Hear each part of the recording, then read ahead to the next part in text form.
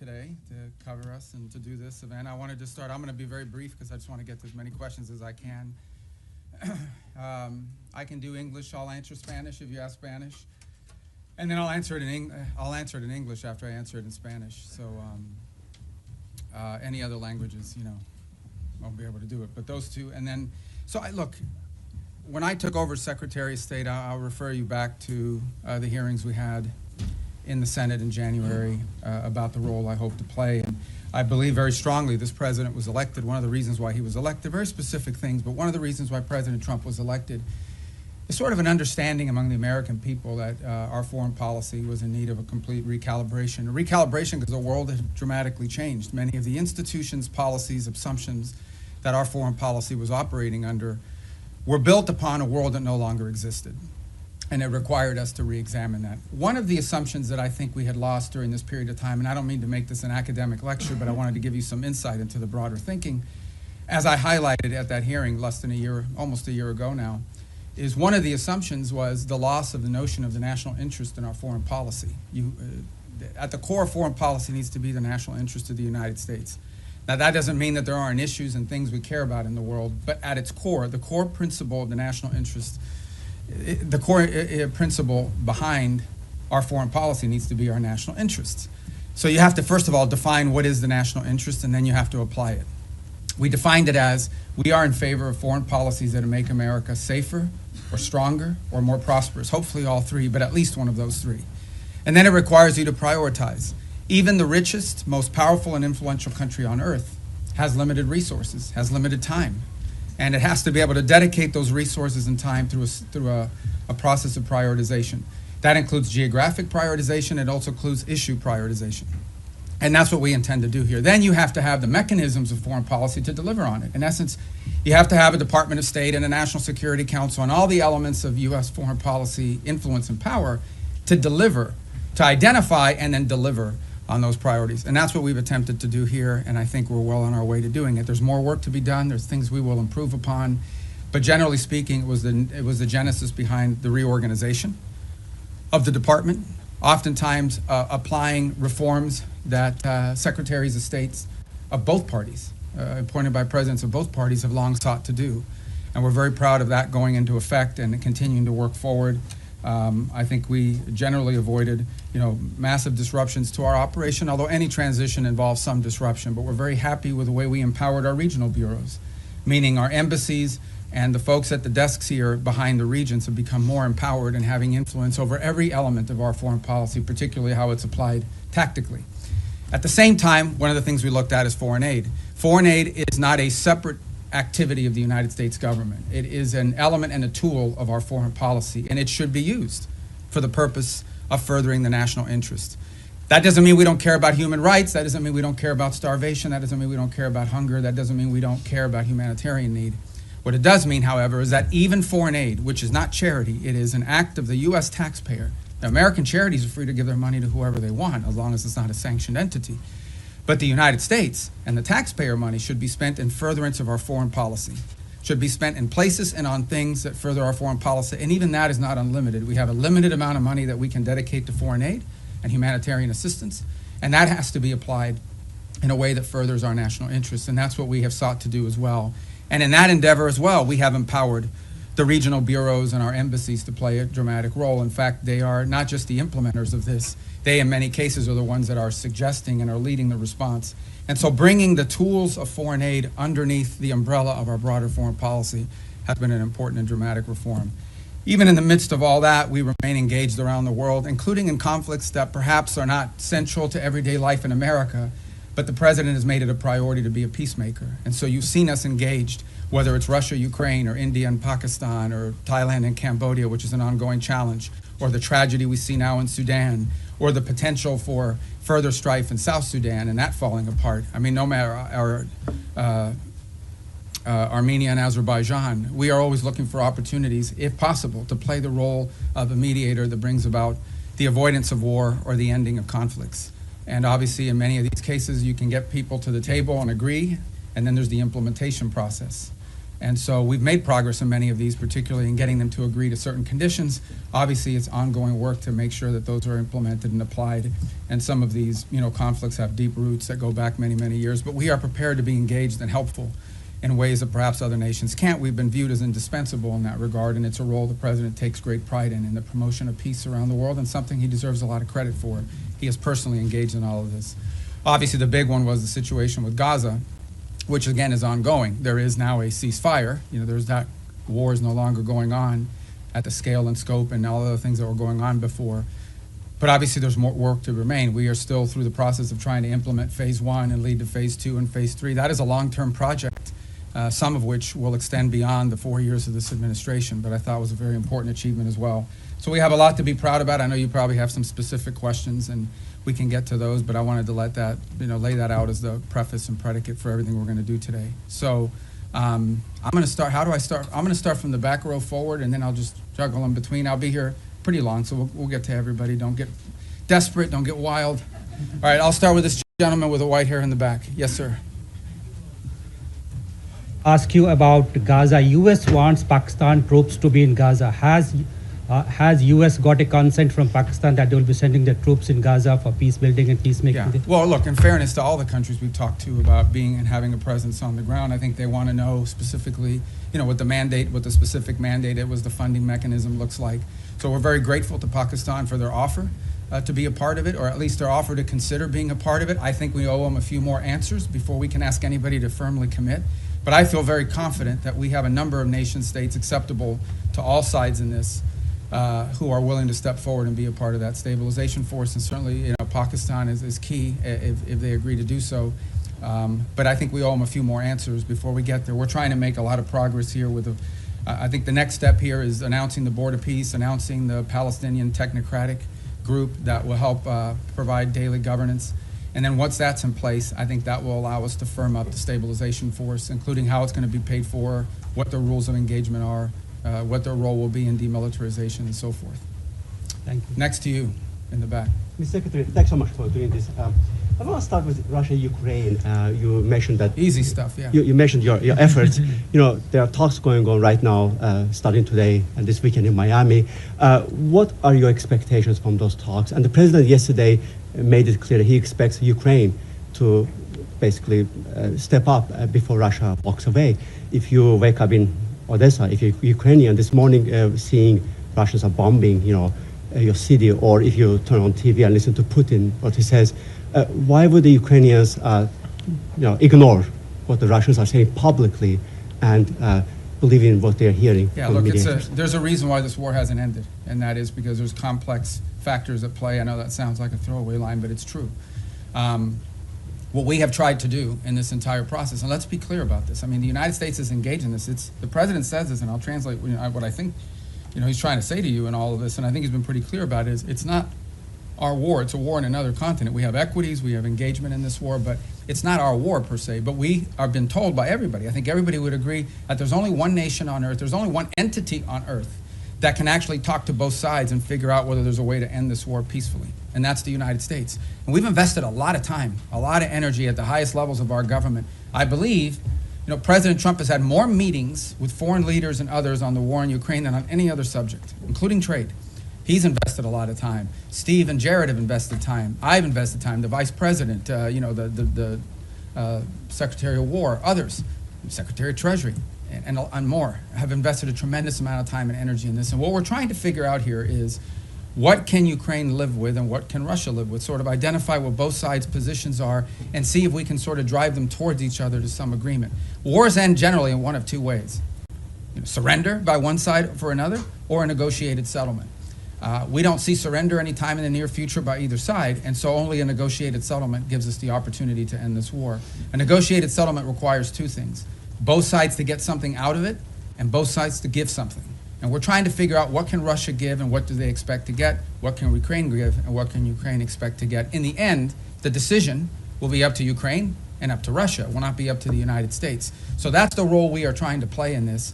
And that's why you see so many meetings going on. This is not about imposing a deal on anybody. It is about determining what both sides expect and need to have and what both sides are prepared to give in return for it, and figuring out whether we can have those two overlap. And of course, that takes a lot of time and a lot of hard work.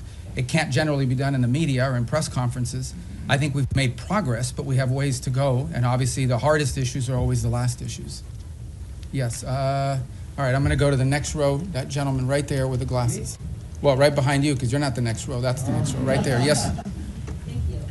I'd like to ask how you Oh, I'm view. sorry, I didn't see, okay, Oh. go ahead, you can start. I hadn't seen you, I'd seen him, but you can go, because you're first on that row. So. Okay, great. Thank you so As much. a well-oiled machine, ladies and gentlemen, so go ahead, I'm sorry, man. Thanks. I'd like to ask how you view recent escalation of tensions between Japan and China. You've been known for your tough rhetoric towards China over the years. Do you condemn China's recent provocative actions against Japan? Yeah, no, I think I've been nice to China, in terms of the work we have to do with them. And I mean, I had another job. My job now is I represent the President of the United States and the United States in foreign diplomacy, and I think we've made good progress with the Chinese. The Japanese are a very close ally of the United States. I think these tensions are pre-existing. We understand that's one of the dynamics that has to be balanced in that region, and I believe that we feel very strongly that we can continue with our strong, firm partnership and alliance with Japan and do so in a way that continues to allow us to find productive ways to work together with the Chinese Communist Party and the Chinese government. Look, there'll be tensions, there's no doubt about it. I mean, at the end of the day, China is and it will continue to be a rich and powerful country and a factor in geopolitics. We have to have relations with them, we have to deal with them, we have to find the things we are able to work together on, and I think both sides are mature enough to recognize that there will be points of tension now and for the foreseeable future. Our job as part of responsible statecraft is to find opportunities to work together, because I think if there's a global challenge that China and the U.S. can work together on, I think we can solve it. And there'll be points of tension. We well recognize that, and our job is to balance these two things. I think both sides understand that. And I think we can do that without imperiling or in any way undermining our very firm commitment to our partners in the Indo-Pacific. That includes not just Japan, but South Korea, and obviously if you extend further out, I don't want to leave anybody out, but India and Australia and New Zealand and all the other countries. And we also have growing and burgeoning relationships with countries like Vietnam and even Cambodia that we really haven't had, very close contacts with historically.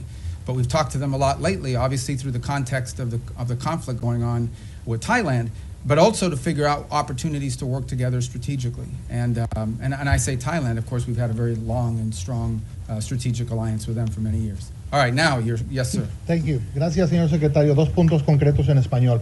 Bajo esta lógica hemisférica, ¿han considerado ampliar la presión más allá de Venezuela o Colombia a regímenes como los de Nicaragua o Cuba? Y segundo, esta semana en el Congreso se denunciaba que México está mandando decenas de buques petroleros a Cuba con la preocupación de que eso financia la dictadura. ¿Debería México reconsiderar esta política de asistencia al régimen cubano? I'm going to answer in Spanish if that's okay, guys, and then I'll do it in English as well. And does somebody do closed caption on this? Can they do it? It doesn't matter because I'm going to say the same thing in English. Mira, la amenaza más importante que existe en la región es estos grupos terroristas criminales.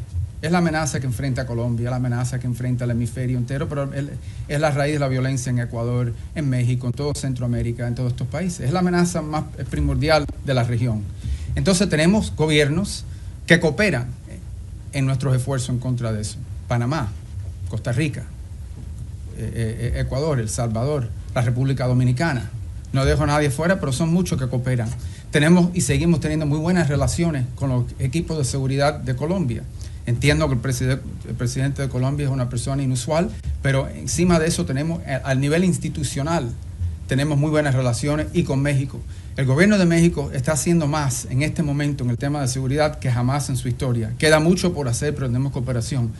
En el tema de Venezuela no tenemos eso, tenemos un régimen ilegítimo que no simplemente no coopera con Estados Unidos, sino coopera abiertamente con elementos criminales. Por ejemplo, el ELN y la FARC operan abiertamente desde territorio venezolano. Entidades de narcotráfico operan abiertamente y con la cooperación del régimen de Maduro para mandar drogas como cocaína a Estados Unidos a través del Caribe, creando una situación muy grave de seguridad en muchísimos países, inclusive Trinidad, República Dominicana, etc. Así que Estados Unidos lo que simplemente está buscando es la seguridad del hemisferio, que incluye, por ejemplo, Haití también. y no hemos visto enfocados en eso. Obviamente los esfuerzos en contra de los barcos narcotraficantes saliendo de Venezuela han recibido mucha atención. Lo que no se habla lo suficiente, lo que estamos haciendo también en el mar Pacífico, donde hay esfuerzos andando también. La diferencia es que ahí tenemos la cooperación de gobiernos amigos. Lo que no se está hablando es lo que estamos haciendo junto con los mexicanos. Lo que no se está hablando es lo que estamos haciendo para crear una fuerza de estabilidad antipandilla dentro de Haití. Lo que no se está hablando es toda la cooperación que existen con todos estos gobiernos para llevar a cabo esta guerra en contra de estos elementos terroristas, criminales, que operan abiertamente dentro de nuestra región y que amenazan los estados de esta región. La buena noticia es que este nuevo año nos va a traer más gobiernos en el hemisferio que están dispuestos a cooperar en países como Bolivia, en Chile. Obviamente ya tenemos grandes amistades en lugares como Paraguay y Argentina. Y en fin, la reelección del presidente en Ecuador, la cooperación que existe en muchos países y esperemos poder ampliar esas relaciones con otros países también. Así que el esfuerzo se trata de eso y en eso estamos enfocados. Y obviamente tenemos que determinar cuáles son las fuentes de inseguridad en la región. Y esa fuente, la razón por la cual Venezuela ha recibido tanta atención, es porque Venezuela es un país que no simplemente, es un régimen ilegítimo, que no simplemente no coopera con nosotros, sino abiertamente coopera con elementos criminales y terroristas, incluyendo Hezbollah, Irán y otros. Y obviamente estos grupos narcos cooperan abiertamente desde ahí. You know, the question that and it's a question many of you might have as well, is when it comes to the Western Hemisphere, the single most serious threat to the United States from the Western Hemisphere is from transnational terrorist criminal groups, primarily focused on narco trafficking, but they're in all sides businesses as well. So the good news is we have a lot of countries in the region that openly cooperate and work with us to confront these challenges. Mexico, their level of cooperation with us is the highest it's ever been in their history. Throughout Central America, for the most part, except for maybe Nicaragua and to some extent Honduras, we've had great cooperation from Ecuador, from El Salvador, from Ecuador being in South America, but across the Pacific coast where we're also undertaking efforts.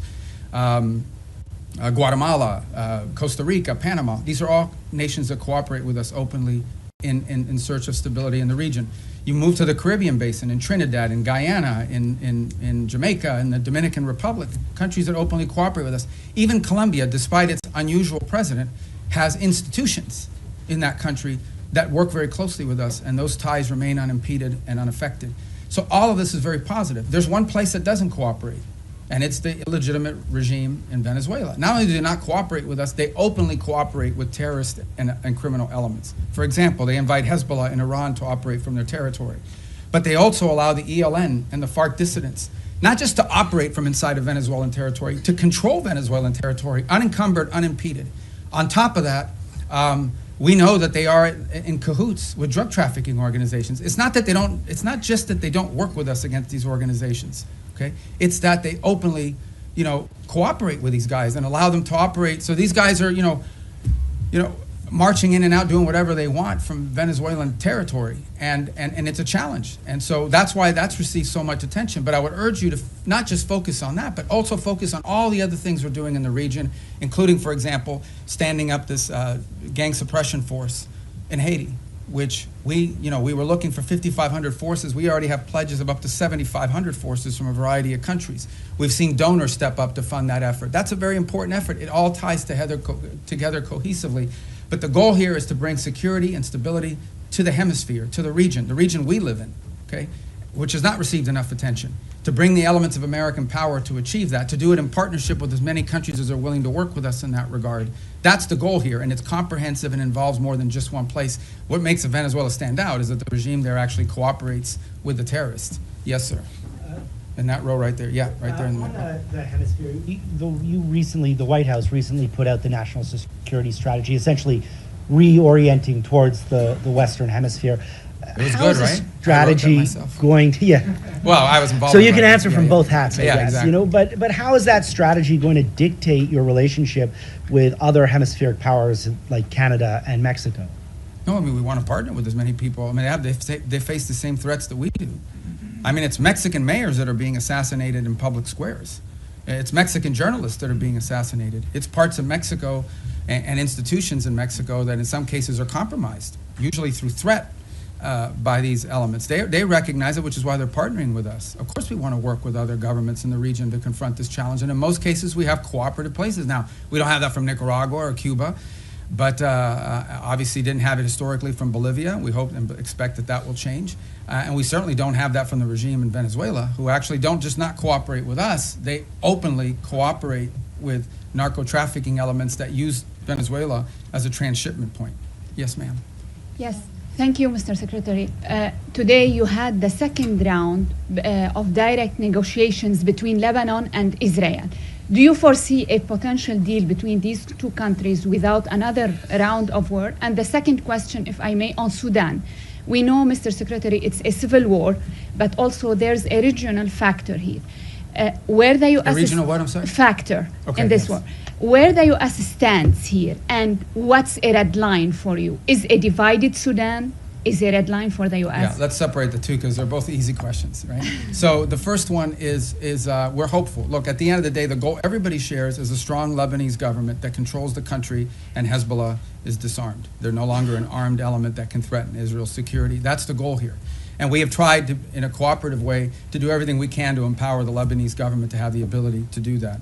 And so I hope that's what these talks are aimed towards, and we'll be supportive in every way we can to achieve that outcome. What I think is abundantly clear to everybody is no one is in favor of a Hezbollah that can once again threaten the region, act as a direct Iranian proxy, and obviously if they threaten Israel, we're not going to have peace. So we are hopeful that the talks between Lebanese authorities and the Israelis will create outlines and a way forward that prevents further conflict. I think I don't speak for the Israeli government. I can only tell you and echo what they've said publicly, and that is that if they feel threatened by Hezbollah, they will take actions in their defense against them. So we all would hope that we could avoid that, right? We would all hope that in order to have peace, you have to avoid that, and the best way to avoid it is to have a strong Lebanese government that can actually control the country, and that Hezbollah is no longer an armed threat to Israel or to the Lebanese state. And that's what we're committed to hoping to achieve. And we hope that, I can't speculate on what the talks will lead to, but we'll do everything we can to make them productive. On Sudan, you've rightfully outlined, I mean, there are regional elements to this. I mean, there are clearly both sides, you know, the SAF and the RSF have supporters from outside of Sudan's borders that are involved, and we've been engaging with those countries. It's not just countries that are providing them weaponry and equipment, it's also countries that are providing transshipment, particularly to the RSF to receive weapons, in some cases advanced weaponry. Our goal right now in the short term, and what we've emphasized to everybody, including in my calls with leaders in the UAE, leaders in Saudi Arabia, we're very engaged in that. Our special envoy, Massad Boulos, just returned from the region, meeting with the Egyptians, with the Saudis, with the UAE, and others. We've also been in collaboration with the UK on some of this. Our goal, the immediate goal we have, is a cessation of hostilities, okay, a humanitarian truce going into the new year that allows humanitarian organizations to be able to deliver aid to the people in great distress. Right now, that's not possible. We are hearing and continue to see reports of humanitarian convoys actually being struck on their way in. And so you can just imagine what's amazing to us is these convoys are struck and the rest of the convoy continues. That's how committed these groups are. But what we said to everybody on it is that what's happening there is horrifying. It's atrocious. That one day the story of what's actually happened there is going to be known and everyone involved is going to look bad. And we have played the role we have played is a convening role in bringing the parties to the table. So I think we will know more very soon about whether this is possible. One of the challenges and frustrations in Sudan has been that one side or the other will commit to certain things and then they won't live up to those commitments. They'll agree to anything and implement nothing. And oftentimes what happens is when one side feels like they're making advances in the battlefield, they don't necessarily see the need to concede at that point because they believe they're on the verge of achieving some success on the ground and a truce would set them back. But what we've emphasized is none of these groups can operate without the support they're receiving externally. So we have been engaging with the countries involved from the outside to ensure that they are at the table and that they are pushing for the same outcome that we want, which is phase one, a humanitarian truce that at a minimum allows us to deal with a humanitarian calamity that occurs there. And obviously we hope that while that truce is ongoing, we can focus on the other elements that led to this conflict and help to resolve some of those. But our number one priority we're focused on, 99% of our focus is this humanitarian truce and achieving that as soon as possible. And we think that the new year and the upcoming holidays are a great opportunity for both sides to agree to that, and we're really pushing very hard on that regard. Yes, sir. Right there, because I missed Secretario you. Rubio, en español, Sí. si me permite. El presidente Trump ha llamado al presidente Gustavo Petro drug leader y ha usado, digamos, términos Bueno, él también ha dicho cosas a nosotros. Totalmente, Okay, totalmente. Claro, okay. Secretario Rubio, ¿hay alguna prueba o por qué esta administración llama a Gustavo Petro? Quisiera saber por qué esta administración llama a Gustavo Petro un líder del narcotráfico. Y por último, secretario, si usted considera eventualmente ante la invitación que hace Gustavo Petro ahora al presidente Trump o a usted ir a Colombia y conversar con Gustavo Petro. No, nosotros Gracias. conversamos con cualquiera. Desafortunadamente es una persona que no es muy estable en su pronunciamiento, pero no vamos a permitir que la actuación de un presidente, que al fin su término termina pronto, vaya a dañar la relación que existe entre Estados Unidos y Colombia, una relación muy cerca, una relación que se ha establecido a través de los últimos 50 años, una relación importante comercial, diplomática, militar, de seguridad, uno de los grandes socios y aliados que tenemos en la región. Y lo que queremos, no vamos a permitir que cualquier tipo de problema que existan con un individuo vaya a hacerle daño a esta relación tan importante. Esperemos que en el futuro exista la oportunidad de tener más cooperación a los niveles más altos del gobierno colombiano, pero no vamos tampoco a dañar, o no queremos dañar, a todas las relaciones que tenemos y los enlaces que tenemos, incluso con individuos en el cuerpo legislativo y también con oficiales electos al nivel local, muchísimos alcaldes y de diferentes lugares dentro de Colombia que también tienen muy buena relación con Estados Unidos y la amplia y estrecha relación que existe entre nuestros pueblos también. The question is again about Colombia. I said, look, we're not going to let sort of the pronouncements of an unstable individual over there to impact. We don't want to let it impact our broader relationship with Colombia. It's an important relationship, an important alliance. It extends through commercial, people to people, cultural, obviously security and stability, all of these things. And our job is to try to the extent possible, maintain those strong ties between Colombia and the United States and not allow them to be imperiled by the pronouncements of one person. We would hope to see a day soon in which we have better relations with the leader of that country, but we're not going to let the fact that doesn't exist now, we're going to do everything possible to not let that impact the relationships we have with the people of Colombia, with the nation, with their economy, with their security forces, which are very important. This is a very important alliance, a very important strategic partnership, which we've built up through a lot of hard work over decades. And we're not going to let that fall apart because of one person. If that changes and he changes, that would be great. And obviously, in May, there'll be a new president there and there'll be elections and we'll work hopefully more cooperatively with whoever replaces the current president, but that's up to the people of Colombia. Did I not get your question? Go ahead. Thank you. Returning to Gaza, what is the U.S. understanding of what Hamas is willing to concede on disarmament? Reports suggest that Hamas might hand over its heavy weapons but retain its smaller arms. Is the U.S. prepared to accept partial disarmament as sufficient? Yeah, I'm not going to get into the details of those types of negotiations. Let me just couch it to you this way. Everyone wants peace. No one wants a return to a war. If Hamas is ever in a position in the future that they can threaten or attack Israel, you're not going to have peace. Okay? You're not going to convince anyone to invest money in Gaza if they believe another war is going to happen in 2 to 3 years. So I would just ask everyone to focus on what are the kind of weaponries and capabilities that Hamas would need in order to threaten or attack Israel as a baseline for what disarmament needs to look like. Because you're not going to have peace. If 2 years from now Hamas is launching rockets or killing Israelis or carrying out, God forbid, another 7th of October type terrorist attack and so forth, you're not going to have peace. So who's going to invest in a peace? Who's going to invest in rebuilding a place that's going to get destroyed again in a future war? So that's why disarmament is so critical. Now, what that entails, we're going to leave that to the technical teams to work on. It would have to be something, obviously, that they're willing to agree to, that our partners can push them and pressure them to agree to. It also has to be something that Israel agrees to. In order for that to work, both sides have to agree on it, and we need the space to do it. But that's the way to think about it, okay? You cannot have a Hamas that can threaten Israel in the future.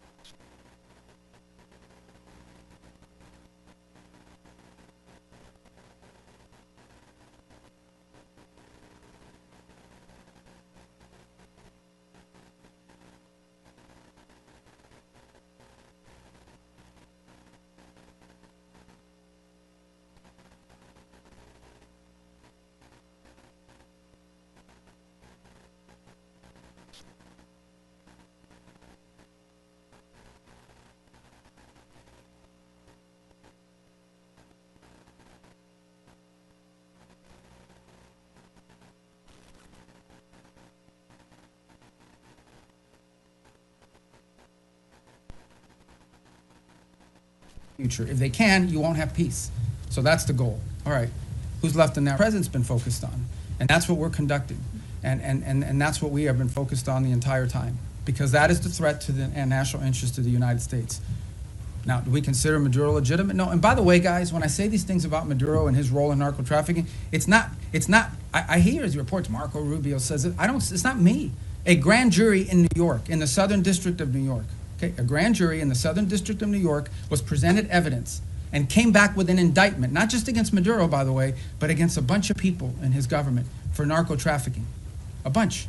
He had, his nephews or the nephews of his wife indicted, convicted in the United States for narco trafficking. Like, this was until President Trump started doing something about these narco trafficking links. Nobody disputed that Maduro and his regime was in cahoots with narco traffickers. Not to mention the fact that they unleashed Trinidad gangs on the United States. They've unleashed, a mass migration event, perhaps the largest in history. 8 million people have left Venezuela since 2014. So also destabilizing all the countries in the region who've had to assume people that are fleeing this illegitimate regime. So, but nobody disputed the drug links. So that's what the president's been focused on, and that's the problem. And that's the problem in Venezuela. En el caso de Venezuela es muy simple. Es un régimen ilegítimo que coopera abiertamente con Irán, con Hezbollah y con grupos narcotraficantes. Incluso la ELN y la FARC que operan abiertamente dentro del territorio venezolano encima de los demás. Entonces, la amenaza que enfrenta los Estados Unidos es eso, que tenemos un régimen ilegítimo que coopera abiertamente con elementos terroristas, y por eso consideramos el régimen de Maduro un régimen terrorista. Cooperan abiertamente con elementos terroristas que amenazan la seguridad de Estados Unidos. Punto. Ese es nuestro interés y en eso estamos enfocados. Okay, next row right there, you. Yeah. With all due respect for my colleagues, I'm going to ask this one in Spanish. Okay. Señor secretario, usted acaba de decir que no espera o que no es la intención de Estados Unidos que las diferencias con el presidente Gustavo Petro generen afectaciones para la relación con Colombia. Pero la verdad es que sí las han generado. Colombia fue desertificada, el presidente Donald Trump ordenó suspensión de recursos de cooperación para nuestro país y ya se están viendo consecuencias en materia de seguridad en Colombia. Nada más anoche asesinaron a 6 soldados colombianos, el ELN, con un atentado terrorista. Y la gran pregunta en Colombia hoy es ¿qué va a pasar el próximo año si Colombia elige un presidente de izquierda? Si las relaciones de Estados Unidos, las buenas relaciones con Colombia y el respaldo de Estados Unidos va a depender de que el pueblo colombiano elija un presidente que sea visto con buenos ojos por parte de esta administración. No, pero que esto no se trata de izquierda ni derecha. Esto se trata de una persona que simplemente no coopera con nosotros en estos esfuerzos. De eso se trata.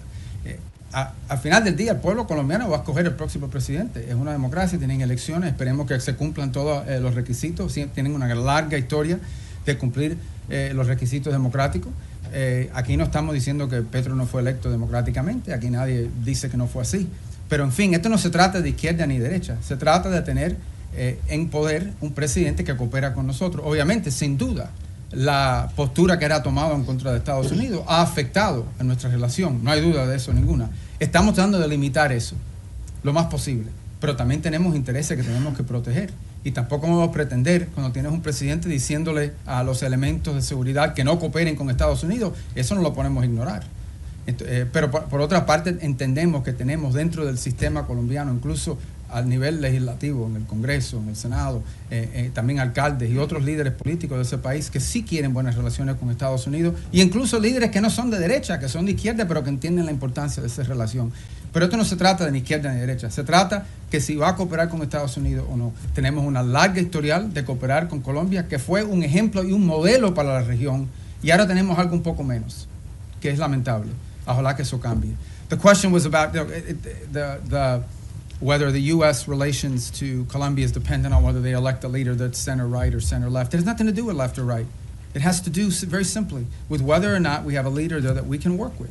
The U.S.-Colombian relationship, especially our security relationship, but also our economic one with a free trade agreement, is a model. It was a model for the region. We tried to replicate that. Everybody would use Plan Colombia as an example of what you need to do in these other places. And we want to continue that. Now, no doubt, when you have the president of a country saying some of the things and ordering some of the things that he's ordered, it's going to have an impact on some of that relationship. Our job is to try to preserve and protect as much of that relationship as possible, but it will be impacted. But it doesn't matter whether the next president is center right or center left. That's not the issue. The issue is whether the next president is someone who's going to once again cooperate with the United States and restart these relations. That's what we seek. And if President Petro changes in his stance, perhaps that could change as well. But if he doesn't, obviously, it'll be up to the people of Colombia to elect their next president. Yes, ma'am, right there in the middle. I don't want you guys to think I'm only picking the Spanish ones, okay? I actually don't know who any, well, there's a list here, but I can't even read it without these glasses. All right, go ahead, I'm sorry, perdón. Secretario Rubio, usted lleva años denunciando el régimen de Nicolás Maduro y estuvo, entiendo, hace poco en una conversación telefónica donde hablaron el presidente Trump y Nicolás Maduro. Quisiera preguntarle cómo sintió a Nicolás Maduro en esa conversación, usted que lo conoce desde hace años, pues su comportamiento, si siente que está acorralado como reportan los medios, si está abierto a irse a otro país a cambio de un indulto, si ustedes estarían pensando en reunirse con él. ¿Cómo fue esa conversación? O sea, ¿qué nos puede contar de el efecto que está teniendo sobre la presión? Yo no voy a comentar sobre ninguna conversación del presidente Trump con cualquiera del mundo, si existió o no existió. Yo no voy a comentar sobre eso. Voy a repetir lo que he dicho ya. Esto se trata de algo muy simple. Y esto se trata de los intereses nacionales de Estados Unidos. Y hay una amenaza regional que existe. Y en el caso de Venezuela no tenemos cooperación. Para empezar, que es un régimen ilegítimo. Segundo, que es un régimen que no coopera, es antiamericano en todos sus pronunciamientos y actuaciones. Y tercero, es un régimen que no solamente no coopera con nosotros, sino abiertamente coopera con elementos peligrosos, terroristas y criminales. Incluso ellos mismos lo son. Entonces es difícil llegar a un acuerdo con terroristas que están abiertamente cooperando con estos elementos peligrosos que amenazan la seguridad de Estados Unidos. Encima de eso no voy a especular más. Pero va a haber guerra, secretario, porque ahorita en Colombia todo el mundo se está levantando, en Venezuela, con la posibilidad de que haya una guerra entre Estados Unidos y Colombia. Nosotros estamos protegiendo el interés nacional de Estados Unidos. Yo creo que, en fin, ese es nuestro derecho. Y también le diré que en Colombia debe haber mucha preocupación, que ha habido un ataque el día antes de ayer, o fue ayer, de ELN, o la FARC, creo que fue ELN, y ¿de dónde operan ellos? Abiertamente, de territorio venezolano, abiertamente, como si fueran un país soberano, operando abiertamente dentro del territorio venezolano. It's the same question, guys, and that is, the bottom line is very simple. Our interest in Venezuela and in the region is the national interest of the United States, and in Venezuela we have an illegitimate regime that not only does not cooperate with the United States, but openly cooperates with narco-terrorists and others who threaten the national security of our country. The gentleman in the middle. I'm going to try to get to everybody, I promise. But you guys, by then, your questions will be Thank you, more Mr. Secretary. specific. You said a few moments ago that everyone wants peace for Gaza, and yet by any metric, the Israelis are flouting the ceasefire that President Trump negotiated by killing an average of 2 children a day, not allowing the agreed-upon humanitarian aid into Gaza. How long can this continue? How long can the Israelis be allowed to show such disrespect to President Trump? Well, look, that's your characterization of it about the term disrespect. What I would say is this. This was, first of all, it was a miracle that it happened in the first place. We all understand how difficult it was for that to come to the conclusion that it did, where the bombing and everything else, the scale and scope of what we saw ended, all the hostages were released, and we have relative peace right now for the most part, despite the things you're pointing to. That was very difficult. But this is not easy. Peace is a verb. It's an action. It's not a sentiment. Every single day will bring challenges. Every single day. We also have had instances, for example, over the last couple of weeks, where Hamas elements emerged from a tunnel, attached an explosive device to the side of a vehicle, and injured and almost killed Israeli soldiers. We still have this threat. We still have and see every single day Hamas openly taking steps to strengthen themselves within inside of those places in Gaza that they still control. We saw early on the atrocities they were committing in the streets against people as they were trying to show people how strong they were. So I don't think I'm standing here to tell you this is going to be easy. This is an hour-by-hour, day-by-day challenge. It's one of the reasons why we have stood up this center there in operating in Israel, in partnership as well with another cell that exists in a regional country. It's why every single day there are meetings among both intelligence, diplomatic, and military officials of multiple countries that help bring about this deal to manage this. And that's why it is so critical. It is so critical and so key that we move to complete this first phase, that we move to put in place the border peace, get everybody agree to be a part of it, move to put in place this Palestinian technocratic organization so that they can begin to provide some governance structure and move to put in place the stabilization force. That's the goal here, but it's not going to be easy. Every day will bring new challenges to that, and we recognize those challenges are coming from all sides. Very quick follow-up there, but who's going to want to be a part of a stabilization force if Israel is effectively using Gaza as a free fire zone? Well, these are the things these are the things that we're working through right now. That, again, that's why it didn't happen yesterday. That's why we didn't, I don't mean yesterday literally, that means why we're not there yet. This is the hard work of diplomacy and peacemaking. Peacemaking isn't just signing a piece of paper, it's actually complying with it. And compliance oftentimes requires, in many cases, in most cases, requires daily, constant follow-up and nurturing. So that is why we are in such a hurry, and I say as a priority, to get to this point where we have the stabilization force in place, overseen by the Board of Peace, and ultimately a Palestinian technocratic entity that can increase in its capability to provide governance. The stronger they are, the weaker Hamas will be in terms of threatening Israel, and I think the more security Israel should feel and the less need for some of these things to happen. But no one's claiming this is going to be easy. We have to work on this every single day. We have people in this building and deployed abroad. This is all they do. 24 hours a day, day after day, elements of the State Department, the Department of War, and all other agencies, including Jared and Steve, and even myself, who talk or do something about. There isn't a day in the last, since this was signed 2 months ago, that I haven't had to do something with regards to making progress on the phases of the ceasefire. Yes, ma'am. Right next. Thank you, Mr. I'm Secretary. sorry. I'm going to get to you guys. I'm coming. See him going down the rows like this. Thank you. So right behind you, 'cause I'm still in that row. Thank you, Mr. Secretary, and thank you